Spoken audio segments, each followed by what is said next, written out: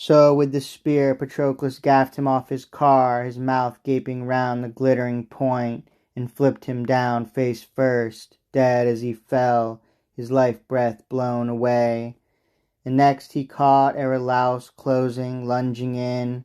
He flung a rock, and it struck between his eyes, and the man's whole skull split in his heavy helmet. Down the Trojan slammed on the ground, head down, and courage-shattering death engulfed his corpse. Then in a blur of kills, Amphoterus, Aramis, Epaltes, Cleopolemus, son of Damastor, and Echius, and Pyrrhus, Iphias, and Euippus, and Polymelus, the son of Argeus. He crowded corpse on the earth that rears us all. But now Sarpedon, watching his comrades drop and die, war shirts billowing free as Patroclus killed them, dressed his godlike Lycians down with a harsh shout. Lycians, where's your pride? Where are you running?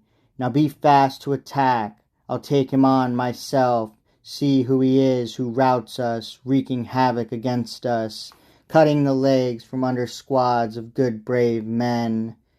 With that he leapt from his chariot fully armed and hit the ground, and Patroclus straight across. As soon as he saw him, leapt from his car too. As a pair of crook-clawed, hook-beaked vultures swooped to fight, screaming above some jagged rock, so with their battle cries they rushed each other there. And Zeus, the son of Cronus, with Cronus's twisting ways, filling with pity now to see the two great fighters, said to Hera, his sister and his wife, "My cruel fate, my Sarpedon, the man I love the most, my own son, doomed to die at the hands of Menetius' son, Patroclus. My heart is torn in two as I try to weigh all this. Shall I pluck him up now while he's still alive, and set him down in the rich green land of Lycia, far from the war at Troy and all its tears, or beat him down at Patroclus' hands at last?" But Queen Hera, her eyes wide, protested strongly. "Dread Majesty, son of Cronus, what are you saying? A man, a mere mortal, his doom sealed long ago. You'd set him free from all the pains of death? Do as you please, Zeus, but none of the deathless gods will ever praise you.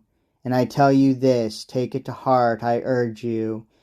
If you send Sarpedon home, living still, beware. Then surely some other god will want to sweep his own son clear of the heavy fighting too. Look down. Many who battle round King Priam's mighty walls are sons of the deathless gods. You will inspire lethal anger in them all. No, dear as he is to you, and your heart grieves for him, leave Sarpedon there to die in the brutal onslaught, beaten down at the hands of Menetius' son Patroclus. But once his soul and the life force have left him, send death to carry him home, send soothing sleep, all the way till they reach the broad land of Lycia. There his brothers and countrymen will bury the prince with full royal rites, with mounded tomb and pillar. These are the solemn honors owed the dead." So she pressed, and Zeus, the father of men and gods, complied at once. But he showered tears of blood that drenched the earth, showers in praise of him, his own dear son, the man Patroclus was just about to kill on Troy's fertile soil, far from his fatherland. Now as the two came closing on each other, Patroclus suddenly picked off Thrasymachus, the famous driver, the aide who flanked Sarpedon. He speared him down the guts and loosed his limbs. But Sarpedon hurled next with a flashing lance, and missed his man, but he hit the horse bold dancer, stabbing his right shoulder, and down the stallion went, screaming his life out, shrieking down in the dust as his life breath winged away. And the paired horses reared apart, a raspy creak of the yoke, the reins flying, fouled as the trace horse thrashed the dust in death throes. But the fine spearman Automedon found a cure for that. Drawing his long, sharp sword from his sturdy thigh, he leapt with a stroke to cut the trace horse free. It worked.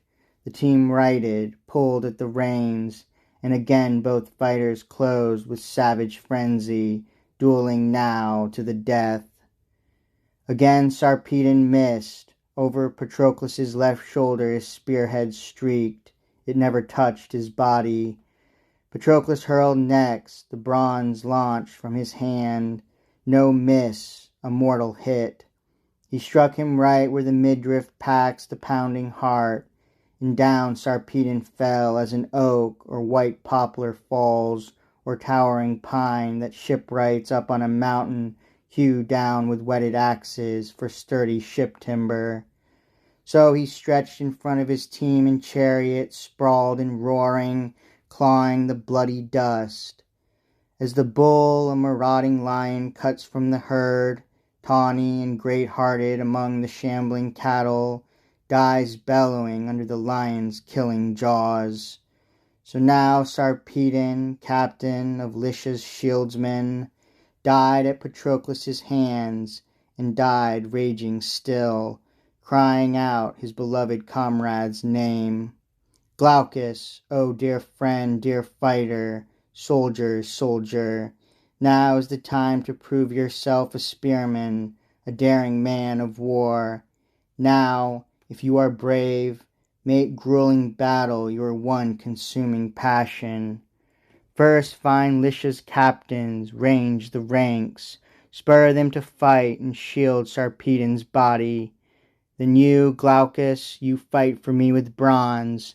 You'll hang your head in shame every day of your life if the Argives strip my armor here at the anchored ships where I have gone down fighting.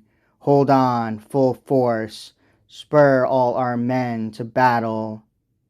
Death cut him short.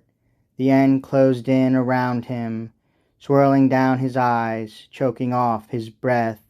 Patroclus planted a heel against his chest, wrenched the spear from his wound, and the midriff came out with it. So he dragged out both the man's life-breath and the weapon's point together. Close by, the Myrmidons clung to the panting stallions, straining to bolt away, free of their master's chariot.